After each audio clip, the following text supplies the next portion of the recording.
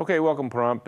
This is Dr. Michael Reiner, your host of the Independent Physicians and Medical Providers of Pahrump. As you know, the first part of that segment that you were watching was kind of a repeat from last week.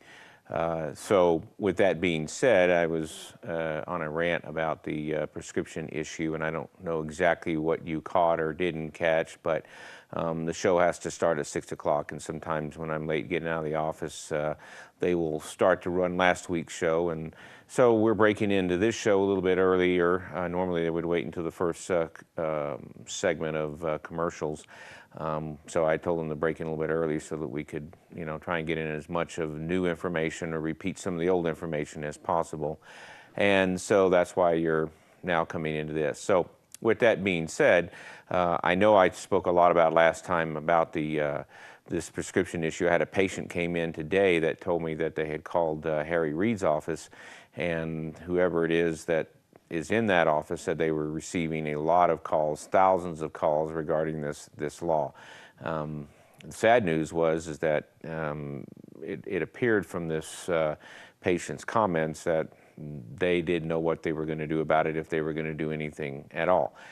With that being said, please keep up the pressure if you're one of the people calling your local congressman or your local senator, just to let them know that you are very unhappy about this rule change and that something needs to be done. They are in the works, and like I said, they have allowed us physicians to write 2 prescriptions at the same time that we see you. This is a change in the ruling. This is an interpretation of the law based by the DEA, and that makes me very uneasy when it's an interpretation of a CFR and there's not been an actual rule change or an actual statement by the Drug Enforcement Agency that says that we can do this. With that being said, it is always up to the individual practitioner how comfortable they feel with each individual on what they will allow and what they will not allow to be done.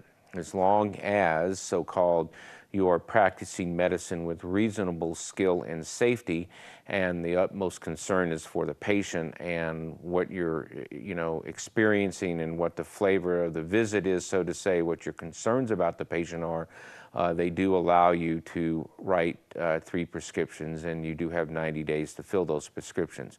And the state pharmacy board did change a rule that allowed patients to hold on to those scripts, and they do not stale date until the date on which they are written. So let me try and explain that to you again. If I see you on 1/1/2015 and you have a controlled 2 opioid, and I write that prescription, I can write do not fill the second prescription before 2/1, and I can write do not fill the third prescription before 3/1, as long as the date of do not fill is not 90 days from the date of the original visit. What that means is I'm not going to see that patient for up to 90 days. I am not, as a practitioner, comfortable with that for those particular products, and the reason why, and even with hydrocodone, I never really wrote more than 2 or 3 prescriptions for patients because of the length of time that things can happen and the difficulty of patients' chronic pain, and just to be on top of that situation. This is just one of those things that I've always done for me. This is my personal view on those particular medications. I did have a situation came up where there was a forgery, and that was one of those situations where the question was, well, do you actually see this patient when you give them a prescription? And the answer is yes. If you don't, then you're breaking the law because you're not actually doing what is medically proper to issue a prescription. So we have a caller on the phone, Julianne. She has a question about diabetes. Are you there? Yes, I am. Okay, what's your question?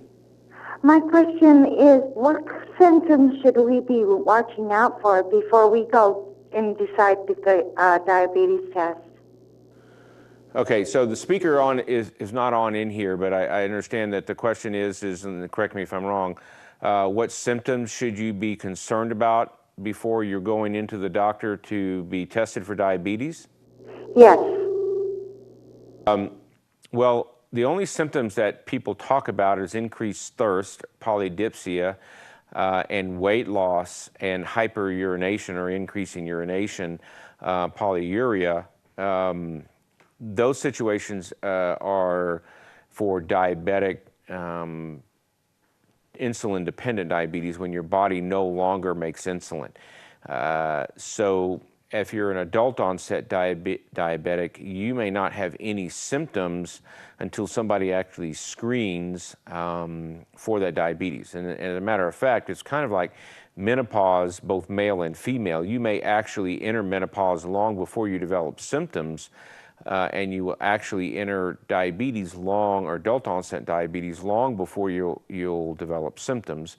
You may have slight increases in your blood sugar in the morning, but you will notice nothing, usually no symptoms, until you have hit the late phases where your body is not making insulin. So if you want to do a simple screening test, the simplest screening test and the cheapest way is have a fasting blood sugar drawn. That fasting blood sugar should be at least a 12-hour fast, and hopefully your sugar runs in the 80s. If it's in the 90 to 100, then you are likely pre-diabetic.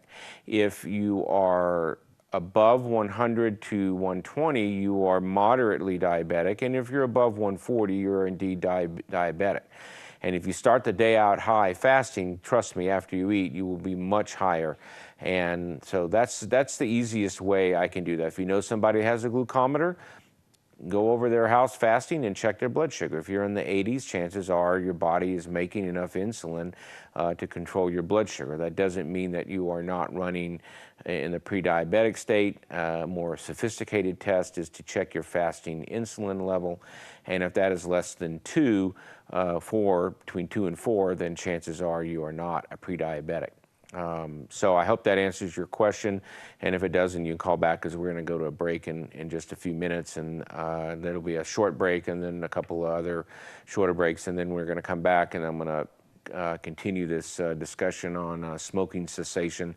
You know, it is the new year. This is when people try and make their New Year's resolutions, and one of them always is you quit smoking.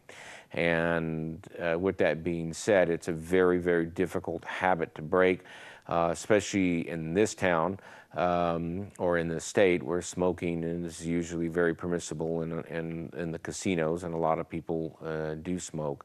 And a lot of young kids smoke because they think it's pretty cool, and hopefully that one day will change, where we no longer think it's cool to ingest or inhale benzopyrenes and carcinogens and slowly kill ourselves. But with that being said, nicotine addiction is probably, like I said, just as powerful as cocaine addiction. And with that, I'm going to leave you hanging on that one. We'll be right back in just a few minutes to discuss that. Thank you for tuning in tonight.